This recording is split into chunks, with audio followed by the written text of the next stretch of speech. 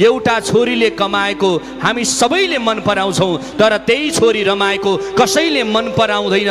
यद्यपि म निवेदन गर्छु, शास्त्रले यत्र नारेस्तु पूजन्त्य रमन्ते तत्र देवता भन्छ।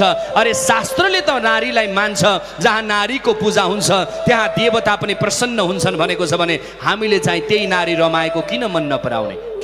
किनकि हामीमा अझै पनि दोषी चस्मा छ क्या। अब त्यो चस्मा खोल्ने बेला भएको छ, अब नारी पुरुष सँगसँगै अघि बढ्ने बेला भएको छ।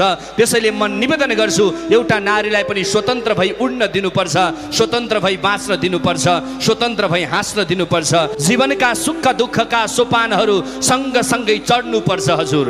जीवनका सुख दुःखका सोपानहरू सँगसँगै चढ्नुपर्छ हजुर। यदि घर समाज अनि राष्ट्र सुन्दर बनाउने हो भने नारी पुरुष एक भई अघि बढ्नुपर्छ हजुर। त्यसैले हामी सबैजनाले प्रण यही गरौँ, अब हामी सँगसँगै सहयात्रा गरौँ, नारी पुरुष सँगै एक भई अघि बढौँ। त्यसैले शास्त्रले भनेको कुरालाई चाहिँ जीवनमा उतारौँ है।